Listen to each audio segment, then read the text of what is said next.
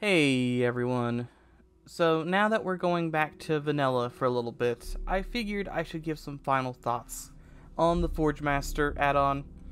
Overall, I had a lot of fun playing with it. The guns are very unique and memorable. Seeing the giant laser satellite dish that I never did use was always a fun time. The photon guns, the disc launcher, all the wacky guns we came across, the explosive beam. Very interesting guns. You could tell them apart very easily. It wasn't a case of, oh, here's three guns, they all look very similar, good luck figuring out what they are. Which is all very nice. The quest, the one that was in there, was pretty good. It had three different outcomes. One, which was very long, the, what was it? The Choose Your Own Adventure. That was a fun time. A little long, and I'm not sure how that is going to work into a regular run, if you have to do that entire thing every time. Not sure, but overall, I think it was a very fun time. I guess you put like a cheat code at the beginning, or like a code. You had to put in a 10-digit code, and if you get it right, it just skips to the correct ending. When you get an ending, you'll get that code for next time, maybe. That could be a way past that. But it was a fun time. There was a very exquisite luncheon in there. Love the luncheon. FORGEMASTER as a character and his fun little companions, Winchester and the NG boys, those were pretty good. They were very much so their own characters, you know. Forgy Georgie, stoic, even if I do give him a dumb name. I liked Winchester's little thing where it's like, I gotta get all the guns to stop the end of the world, even if it obviously didn't end well. I am interested in seeing the other quests and stuff whenever they come out. I do think if it continues down this path, it would be a very kind of an overhaul on top of an overhaul, sort of, if it's as extensive. As for balancing and stuff, I think it's a little weird. I played on hard, of course, and I don't think it's perfectly balanced for hard. Maybe it's balanced for normal. It's probably balanced for normal. On hard, I did find that I pretty much had to forego any sort of defense to get these guns. Like, you have to spend $150 just to buy the guns, and then you had to spend another $100 to build the gun. That's a lot of scrap, and if you do it early on, you're gonna hurt a lot.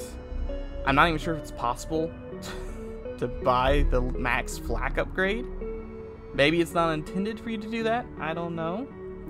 But it's a bit rough doing it, along with the neat quests and guns and all that stuff. The boss fight's also pretty nice. Georgie Forgy was difficult, not too difficult. We did beat him that one time. He has a very unique boss fight where the guns don't matter too much. There's a good chance he'll have trash guns. I mean, sometimes he'll have photons. Then it's a nightmare. But a lot of the times, he seems to have terrible guns, which means it's a endurance test.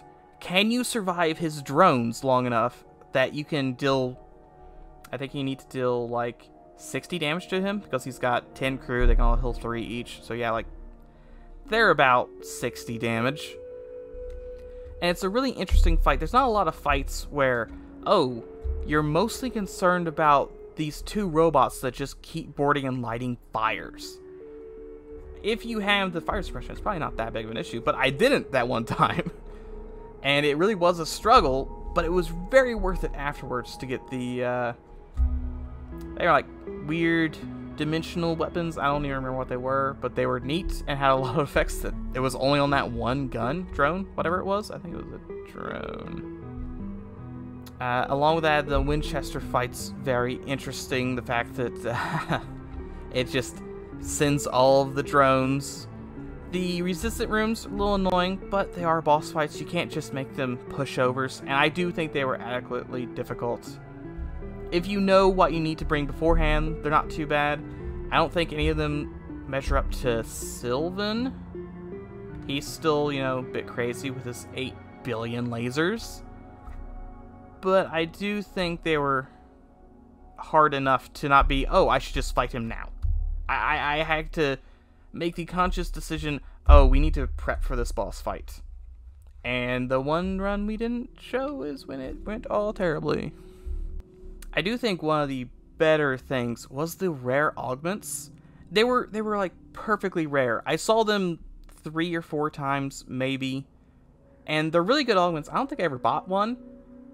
Again, one of the best things about the augment shop is that it was so rare. You didn't really expect to see it. You always saw guns, and you always saw the plated in there. And I think the plated were fine. As an aside, jumping over to the plated real quick. They're not too offensive, but the one hill every jump's very nice. They are very expensive to buy, which is a theme. Everything in this mod is very, very expensive. Which is why, going back to the augments, I never really bought one, because I had to spend all my money on those guns, because I wanted to try out the guns.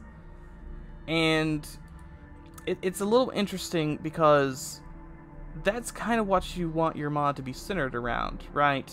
If I were to make a mod in a video game about planes, I'd want the whole thing to be structured around planes. I want the player to pick up the planes, I want them to get in the planes, I want them to fly the planes, I want them to shoot the planes at all times. I don't want there to ever be a time where they're not using the planes, because the whole point is that they're getting planes in a mod. Which is nice and all, but it does kind of drown out the rest of the game. Because I do focus, when I was playing this mod, I did focus almost entirely on, oh, we gotta get to the FORGEMASTER, we have to get the weapons, because we gotta try them out. Which means you can't really leave this installed on top of everything. You can if that's all you want to do, but as a addition, it doesn't really work out well. To use a terrible, terrible food analogy, it would be like having ice cream, and the FORGEMASTER add-on is strawberry syrup. If you want some strawberry ice cream, it's great. There's strawberry as far as the eye can see. If you want to throw in, you know, cherry or some other thing, it really drowns it out. You're not gonna get those other flavors. When I play FTL, generally, I kind of like a jelly bean bowl of stuff, right? I can pick out a lime jelly bean, or a strawberry jelly bean, or cherry jelly bean, blueberry, whatever. You never know what you're going to get. With the FORGEMASTER, we always know 4G Georgie's going to show up in the next sector. I always have 4 missiles. There's never a time when I don't have 4 missiles. And if I do, then I have drones or something. So I'm always going to have him every single sector. He's always going to have guns. He's always going to have plated. He's always going to be able to repair me. Which kind of gets rid of a little bit of the randomness. Sure, he has a random stock, and he's in a random place. But he always has 3 pages of guns. Sometimes 2 if he's got the powerless ones. But he always has a ton of guns, and they're always sort of the same. There's, you know, only 20, 30 different guns he has. Flak 2 is coming in left and right. You're going to get Flak 2 all the time, or pikes, or random bombs, fire bombs all over the place. Which is great when you want to do FORGEMASTER stuff. If you don't want to do FORGEMASTER stuff, you kind of got to, like, handicap yourself. Because if you don't, I mean, I could just have a flat gun in every single run. Sure, finding the crystal to pair with the flat gun ended up being pretty hard. But I probably could end most runs with a Flak 2, which kind of kills some of the randomness of it. To this end, I have a little suggestion. I don't know how reasonable it is, but it'd be neat to have a FORGEMASTER Lite.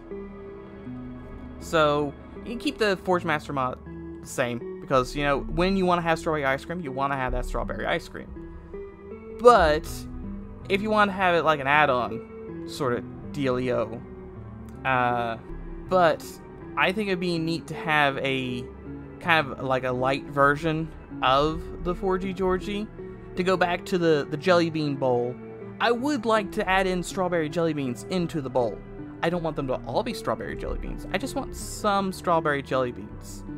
To the effect, like, instead of have Georgie 4G show up in every single sector, have him rare and random like the merchant. I understand the merchant technically does appear in the same sectors every time, but I'm too dumb to know what those are. If Georgie 4G showed up in 3 mantis sectors and rock sectors, as opposed to the merchant showing up in slug sectors and wherever else he shows up, I'm not entirely sure where he does, then it's more of a, oh, this is an opportunity to go to the old Georgie Forgy. I'm not going into every run going with the knowledge, oh, I'm going to see him every time. I'm going to be able to get guns all the time. I don't have to worry about drones. I don't have to worry about whatever. I can always get guns from him. If he shows up in predetermined random sectors, which I understand is kind of an oxymoron, then I can kind of shift a run to and from him. Oh, I'm in Sector 7. I jump to a rock sector. Oh, he's there. Well, maybe we can actually swing one of these crazy guns if I have the money for it. Which brings me to my next point with a light edition of the old Georgie Forgy. One, I would probably get rid of the being able to call him every time, except with a rare augment that he can sell. Go ahead and have the augment store with him, right? I think the augment store is still just perfectly fine. But add an augment that'll let you call him. That way, oh, this run actually can just be completely Georgie Forgy flavored. But it doesn't have to be. Along with that, if you make Georgie Forgy rare like that, I think you would have to decrease his costs. Because right now, on hard, the costs are a bit absurd. Trying to get max flak is, what, like 2,000 scrap? It's some insane amount of money. And you not only have to buy the guns and bring them to him, but then you have to pay him for those. If you only find Georgie Forgy the one time in a run, or one time out of 10 runs, or whatever, you probably want it to not be as expensive. I'm not sure exactly balancing-wise how well it would go. Maybe have it so Georgie Forgy will sell his advanced weapons for like an expensive price. Oh, you want to buy the explosive laser beam? It's 150 scrap. It's expensive. If you happen to have the halberd and the small bomb with you, you can pay him 20 to combine them, like some nominal fee, so you know you can't just do it for free. But if you just so happen to have those, like, oh, I guess I could do this now, that's very handy. If not, then you can just spend a lot of money to buy from him. Because a lot of the times, you know, the last couple runs, even with him showing up every sector, I was still having trouble pulling some of those guns. If he just sold 3 randomly for an expensive price, like 150 to 200, I think that would be a lot more interesting. Kind of like how Sylvan sometimes sells crazy guns. Sometimes he sells trash. Sometimes he sells literally trash. But sometimes he'll sell some really interesting guns, like, oh, I could buy that now. And I know augments are going to come, or not augments, but drones are coming in at some point. I think that would be interesting if he was like, oh, welcome to my shop. Here are 2 drones, and here are 2 weapons. You can spend 200 bucks on each of them. Or if you happen to have the correct combination, I'll go ahead and throw them together for 30 bucks. It lets you have a little bit of that strawberry flavor without too much strawberry flavor. I do think you should just leave the plated in there at 150. I think that was just fine. You spend copious amounts of money on a relatively strong crew that's not too strong because he still will die, as we've seen. But that's the only way you can really get them. And they kind of pay for themselves over time. I think those are perfect. The only other thing, along with the balancing, if this was a light edition of it, I think I would reduce the flak cost. Because I know flak gets crazy expensive. It starts at like, what, 100 and then 150, 200. If you only ever encounter Georgie Forgy the one time, I would say lower it to just like 50 each. So if you show up at Georgie Forgy's house, you somehow have the stuff to make the flak gun. You have to make a decision then and there how much money you're going to spend, because this is going to be the one and only time you find Georgie Forgy.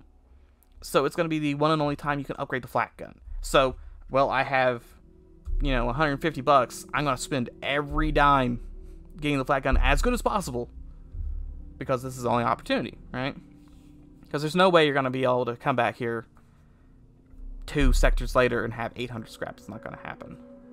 Alright, so I'm not really sure how to wrap things up here, other than saying that I thought generally this was a very fun time. I enjoyed all the runs, the ridiculousness of it all. I'm interested to see what's coming up. I think the drones will be very interesting. The guns have all been very, very fun to play with, so I assume the drones will also be a fun time.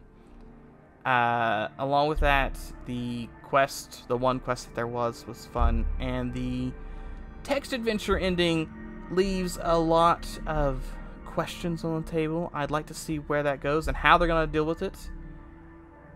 I kind of think with how much of a, like, story there would be there, like, it's a future where the robots have kind of taken over. Inchi, whatever, they're kind of robots. They're robots who need O2 for some reason.